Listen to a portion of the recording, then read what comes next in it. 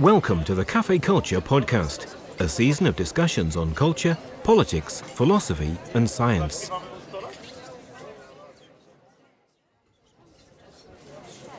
At a talk recorded on the 2nd of June 2014, Stephen Cherry discussed the concept of forgiveness.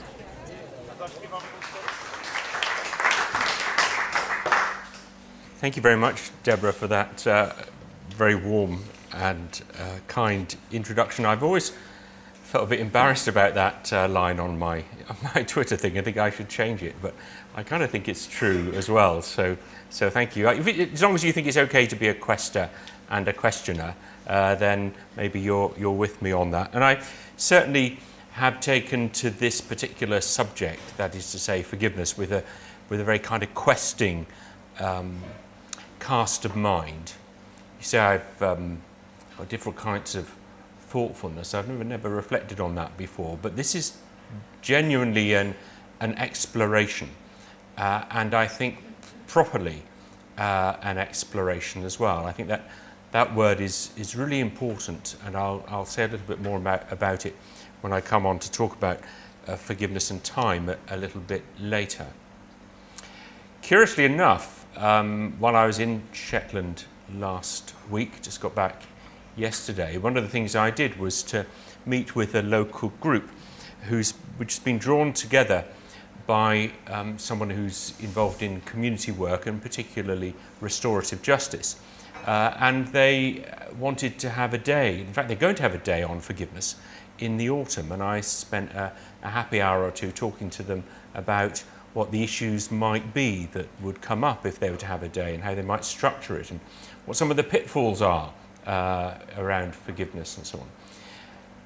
I mean, it was really a bit redundant, I felt, but they quite liked entering into it. And one of the reasons I mentioned that is because I think my métier is less talking to people for extended periods of time and more kind of interacting with the kind of energy that people have for the subject. So if I give a slightly shorter talk and we have a longer discussion, that would suit me very well, and I may just leave one or two things hanging so that we can precisely do this. I suppose from the outset it goes with the questing thing.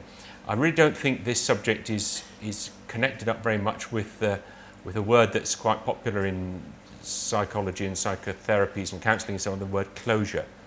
I think that is almost invariably premature in the situations where the word forgiveness is properly applied. I'd say another thing about the Shetland experience, and that group which was assembled to talk about doing a day on forgiveness, for a community day on forgiveness really, had already put on a day on apology in the spring.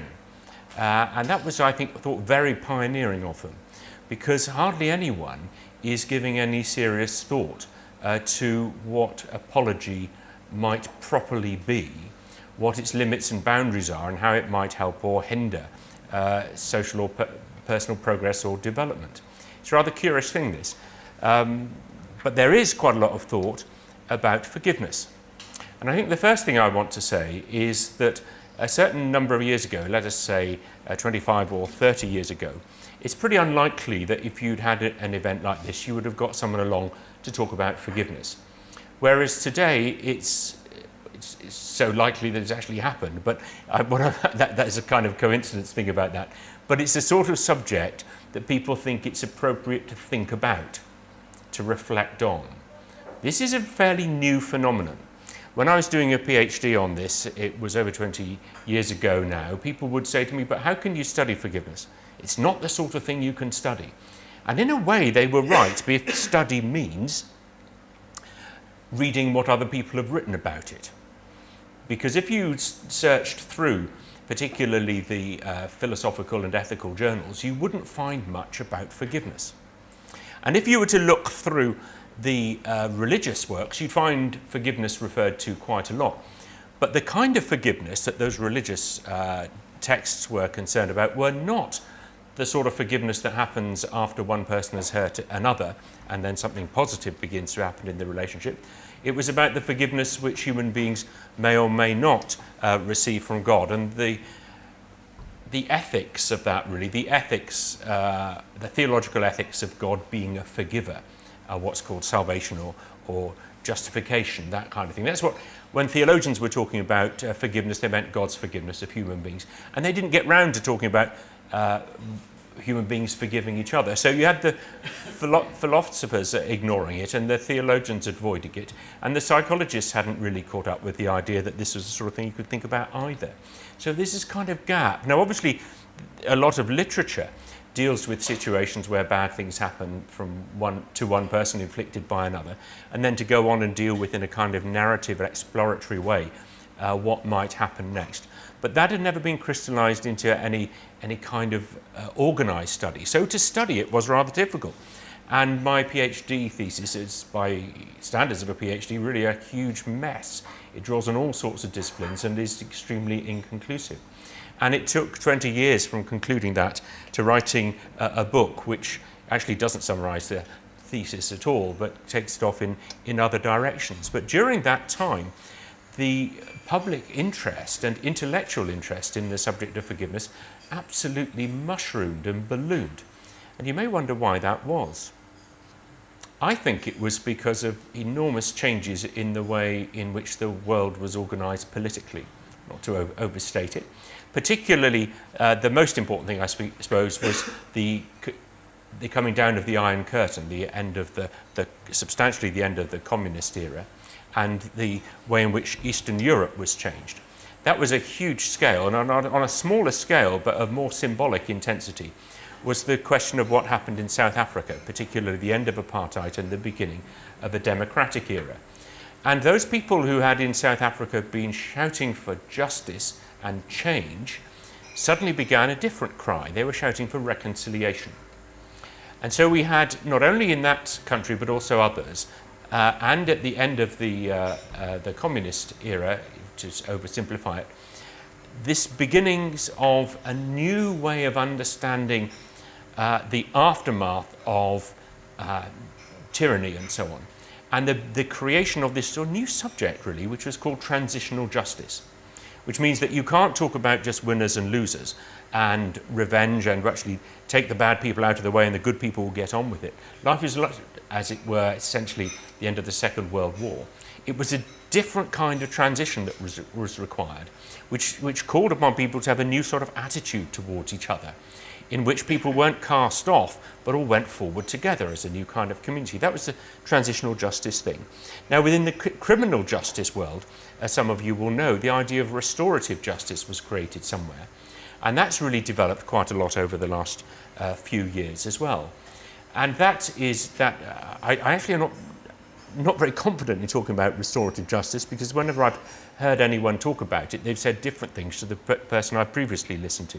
So I'm a bit bewildered by it, but it's got a lot to do with helping people who have committed crimes to understand the human impact of that crime, the effect, the way in which, say, a theft or something will impact on someone else's emotions, and to get them to have some sort of feel for that, so feel for the hurt that they've done. So it's a lot about helping people to grow in their emotional understanding of the implications of what they've done. And to a degree, it's also to do with the person who is being the victim in that situation being part of that process as well. That's not always the case, but it's sometimes the case.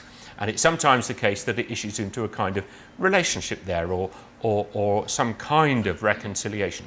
These things, you can imagine, hugely discussed and very problematic, and maybe some people want to talk about restorative justice. Maybe some people have been through that sort of thing. I obviously don't know.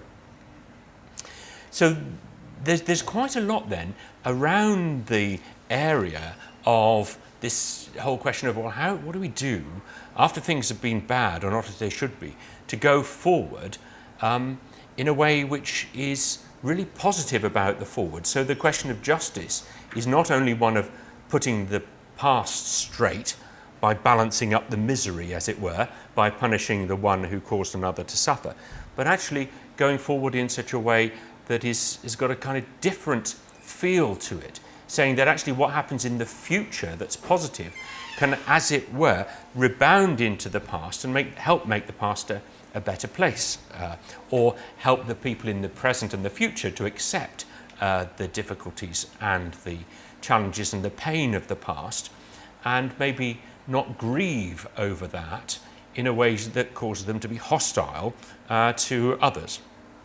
So there's a kind of social move going on, as it were, that is causing forgiveness to be a more prevalent subject. Of course, there are one or two things happen in Northern Ireland as well. The end of, in a way, not entirely the end, these things are so complicated, but the moving forward of that situation to a different kind of situation. And some of the key things that happened within this projected the word forgiveness and the concept of forgiveness into people's minds. And so it's very common now, much more common than it would have been in the past, for journalists to ask people questions about whether or not they would forgive someone for what they've done. And the people ask themselves the question, and some people announce to the world the extent to which they are forgiving of someone who had harmed them in a way that we wouldn't have seen a generation or so ago. So all of this makes this a pretty important subject to think about.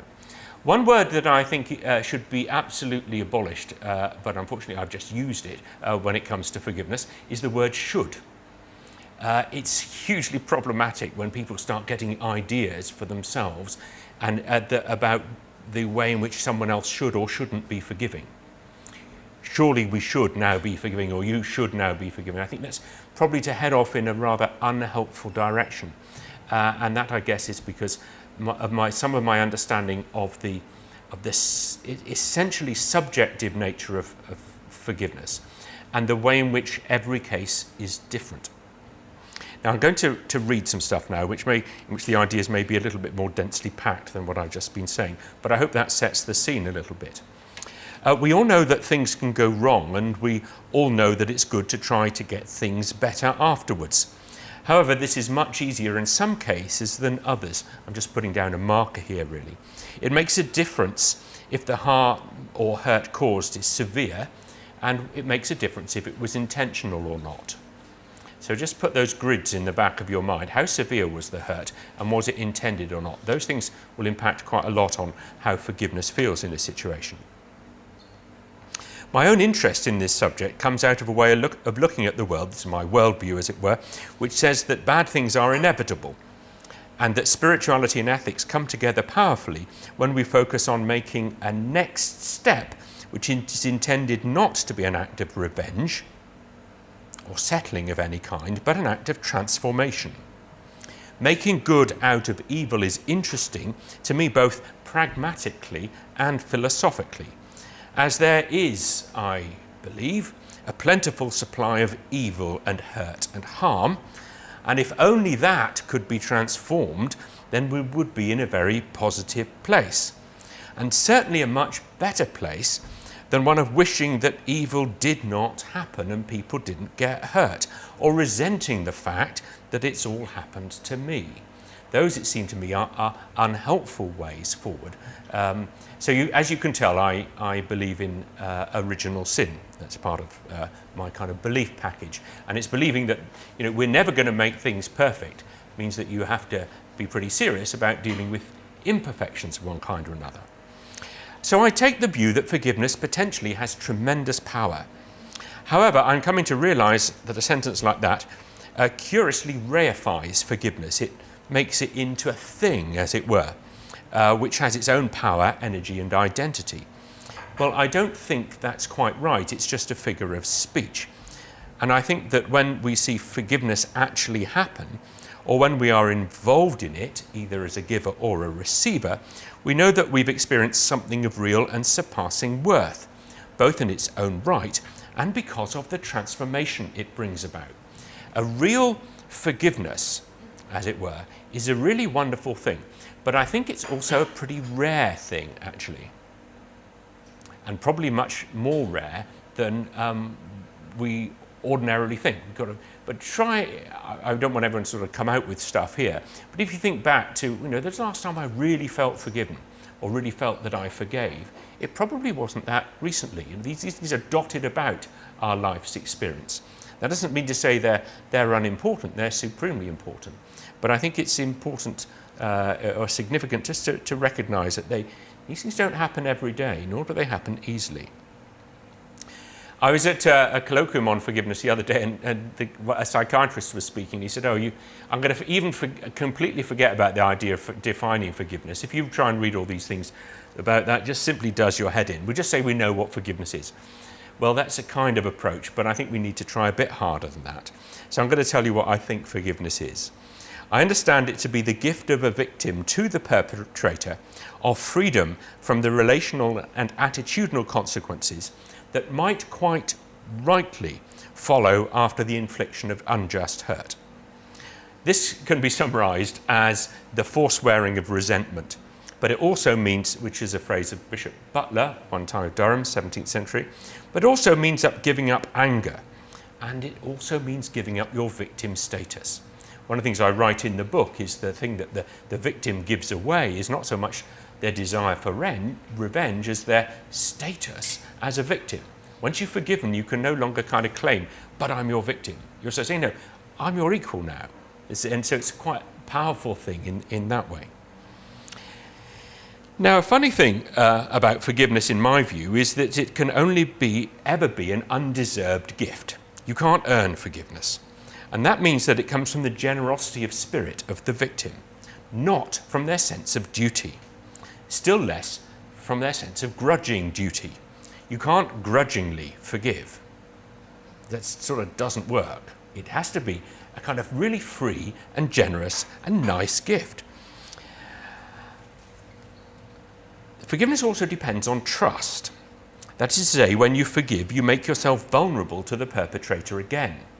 Now, that might not be a very smart thing to do, but it might not be as extreme as you immediately think. But I think it's pretty obvious. If you offer someone the gift of forgiveness and they throw it back in your face, then you are hurt again in a deeper way. So there's at least that level of trust involved. When you offer forgiveness, you do so believing that your gift, although it's a gift, will in fact be accepted. And now, the subject of what a gift is and what is involved in the giving and receiving of gifts is itself a hugely complex and wide area of study. But I think that forgiveness includes all that, as it were. The word give is right in the middle of forgiveness. Forgiveness is a certain kind of giving. And so if you want to talk about all the nuances of what it means to give and receive, that's entirely appropriate. I also think that forgiveness involves creativity. And this is one reason why I question attempts to specify too closely a process of forgiveness. Although I have no doubt that there are some things that you can do that will make it more possible for you to forgive.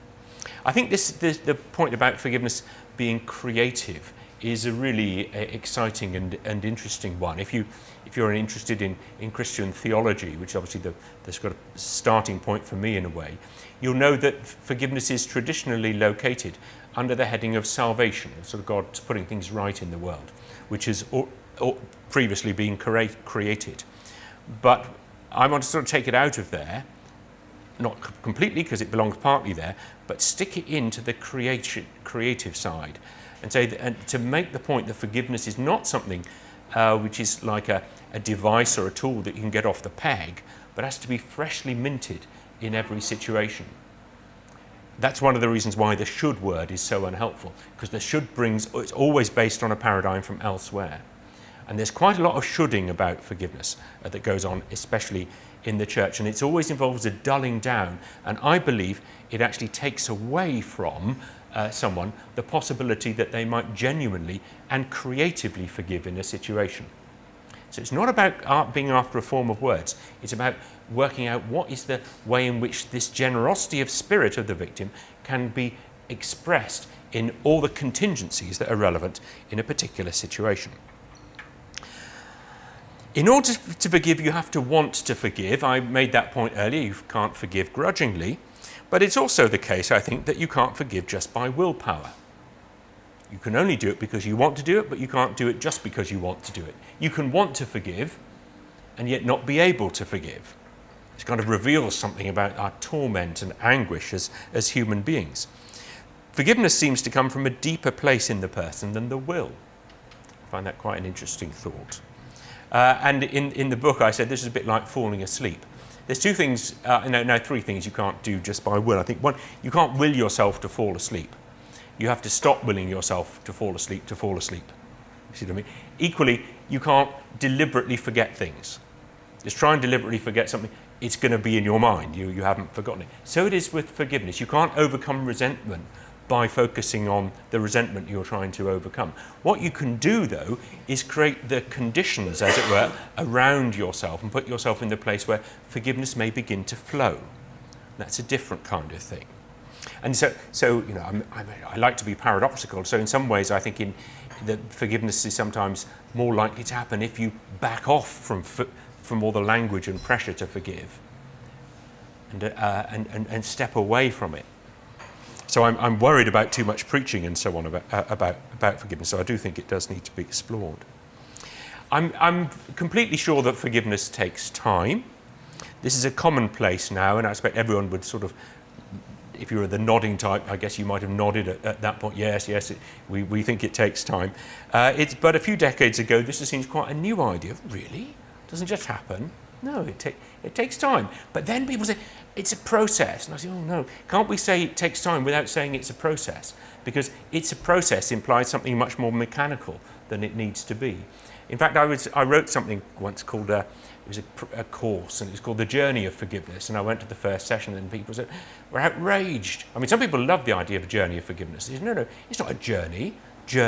You just buy a ticket, get on the train, and you get to destination. That's not, forgiveness isn't like that. You don't know where you're going to end up. And they were completely right. One of the things I think that Jacques Derrida's got right about forgiveness is that he says that the only true forgiveness is impossible forgiveness. And the insight I get from that, it's something to do with this journey, is that if you go on a journey of forgiveness, what you can't do is imagine the end. Because if it's the sort of end you can't imagine until you've got almost there. And so what I like to say to people sort of pastorally is, if you can't imagine forgiving someone, well, that means you might one day be able to forgive them. If you can imagine forgiving them, either it's not really a forgiveness scenario, or you're sort of so close to being there that maybe there isn't much to talk about. So if people, equally, if people say, I can't forgive myself, self-forgiveness is something I'm not planning to talk to about much, but I guess someone at least will want to talk about it because it's a big thing we experience. I can't forgive myself. It seems to me that's a very positive thing to say as well. Well, so the pastor or the counsellor should say back, well, I'm not surprised. How could you forgive yourself? Now let's talk about being a person who can't forgive themselves. What can we do? And that begins to put some WD-40 on this self that's compacted in on itself and sees itself as the judge and authority over it's all. It's a very contemporary thing because we're also kind of individualistic and narcissistic these days. I can't imagine a time in history when people would have been going around complaining that they couldn't forgive themselves without sort of being laughed at, really.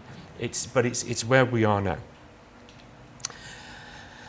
It goes without saying that you need injustice in order to have the possibility of forgiveness.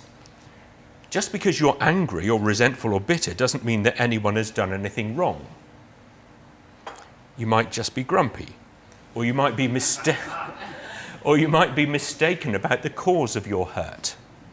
So that, one thing doesn't lead to another quite that clearly. And this brings on to a thought I particularly wanted to share with you this evening, as it popped into my head for the first time today, and I think it's got some interesting ramifications.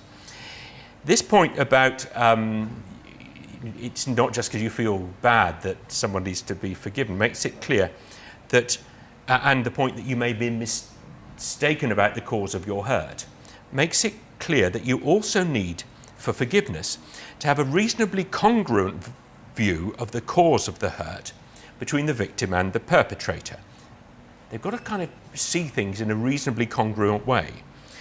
And this reasonable congruence is, I venture to suggest, more important than either repentance or apology, which are often big words knocking around when you're talking about can you forgive? Oh, well, it depends whether or not they apologise. If only they'd apologise, it'd be all right. Well, would it? Wouldn't it?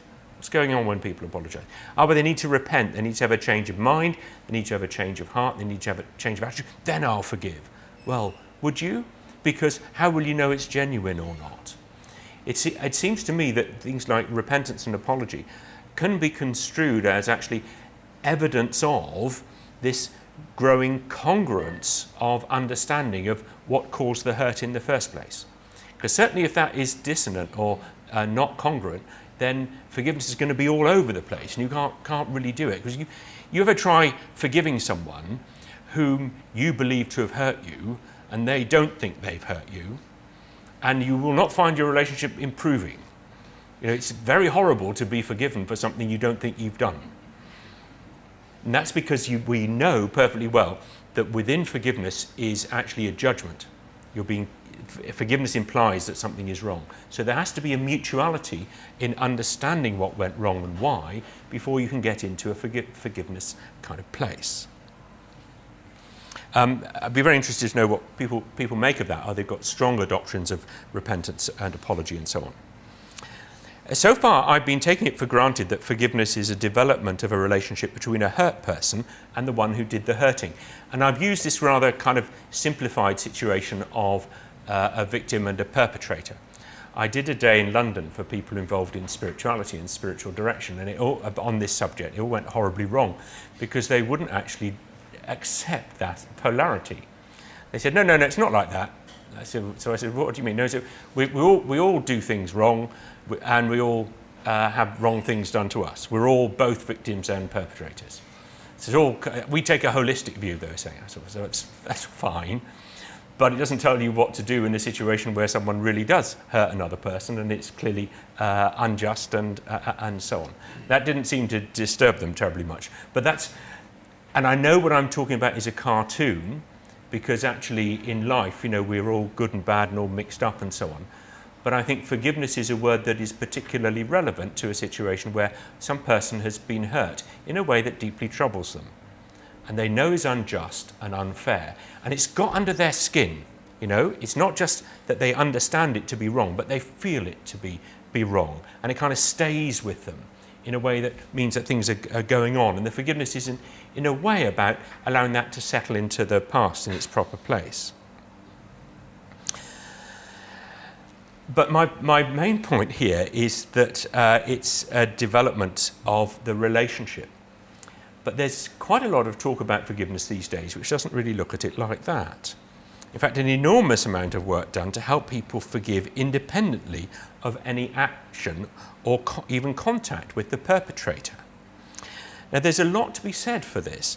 For instance, suppose the perpetrator is dead, or in a distant prison far away, or that the perpetrator was a random stranger whom you never want to meet again, thank you very much, or an abusive partner whose abusive manipulation has made your life hell for years and from whom you're trying to escape. And forgiving them has been suggested as the next stage in that process by your therapist or counsellor. All of these are situations in which you think, well, actually, sitting down and developing the relationship is not what I'm very interested in. I'm interested in doing this thing within myself which says, well, I've forgiven them, I can move on and leave them where they are. However, those who look at forgiveness from an ethical rather than a psychological perspective are not inclined to be very positive about this sort of forgiveness, which they call therapeutic, meaning that word in a derogatory way, arguing that forgiveness proper is the restoration of relationship, and that it requires repentance and maybe restitution in order to re-establish justice. These days, however, far more people line up with the psychologists than with the ethicists.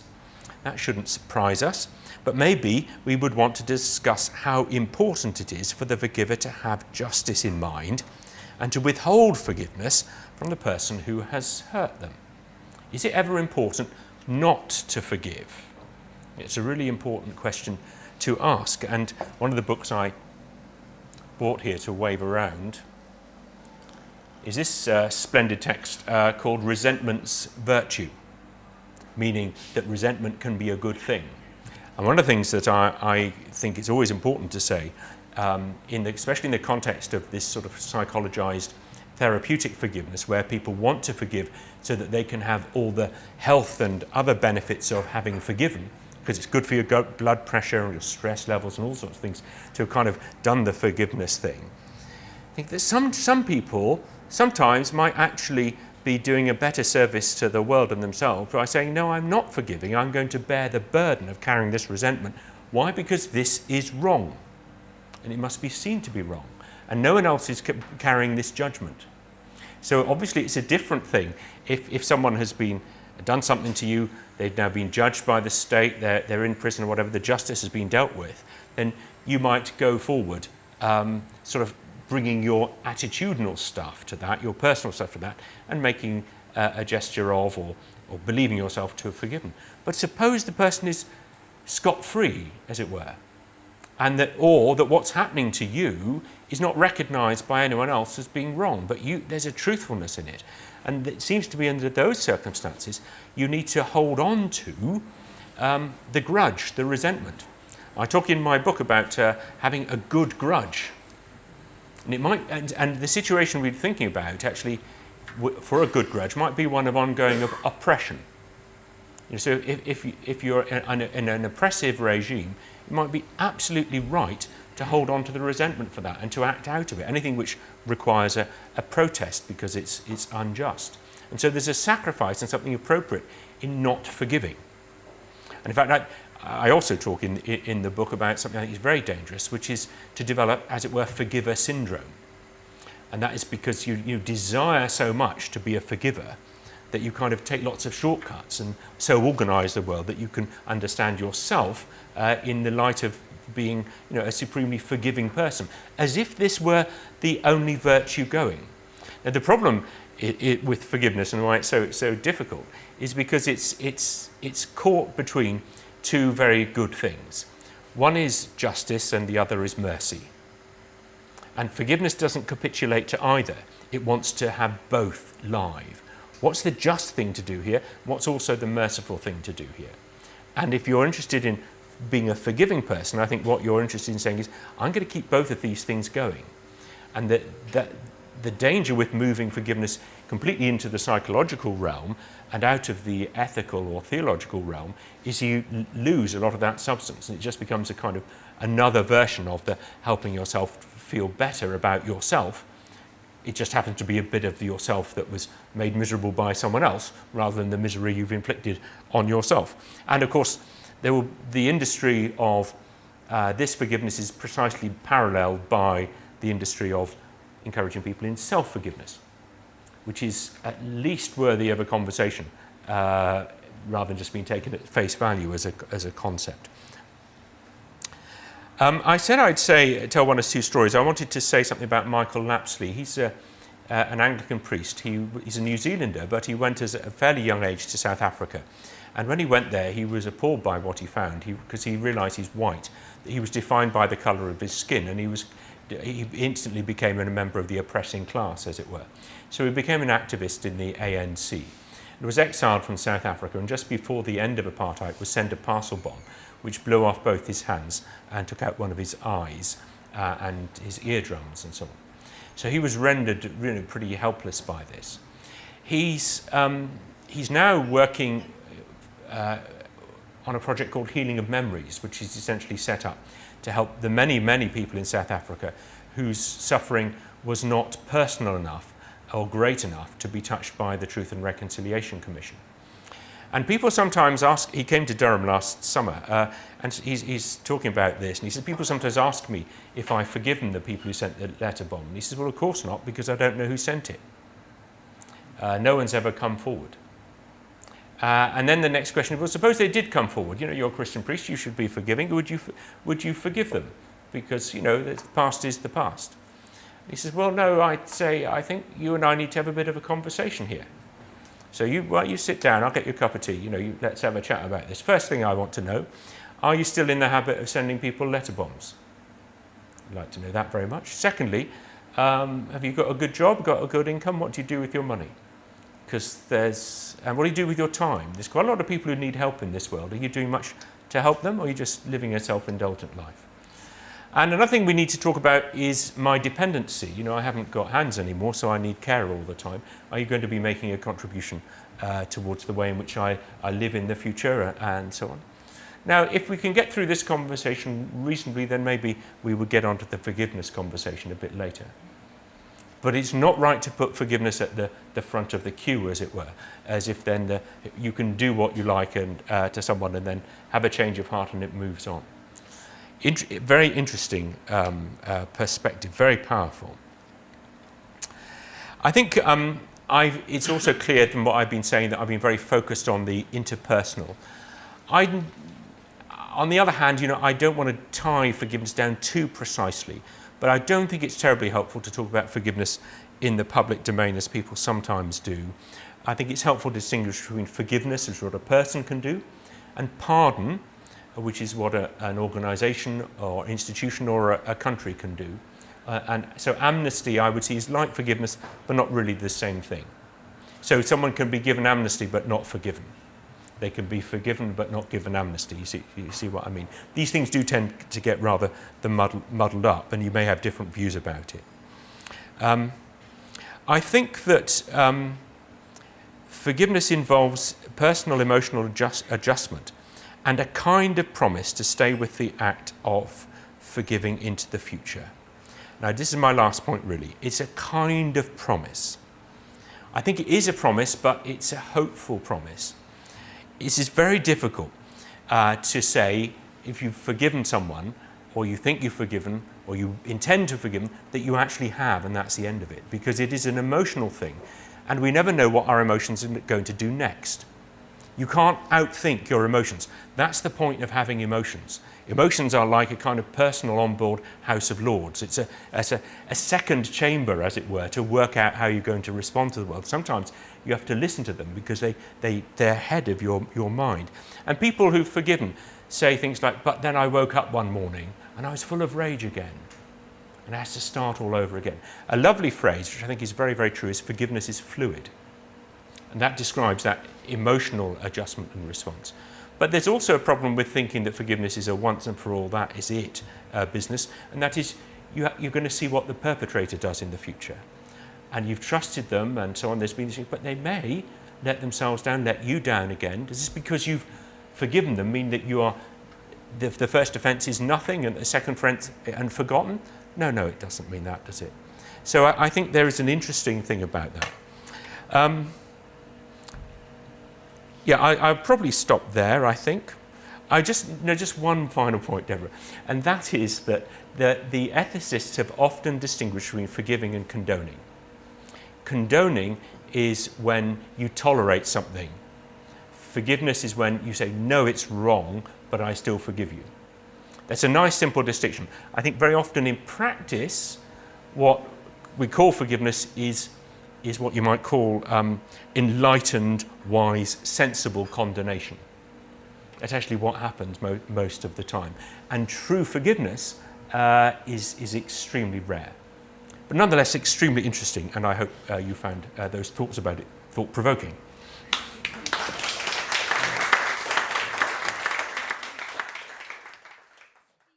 Cafe Culture North East is supported by Newcastle University, Peels and the British Science Association.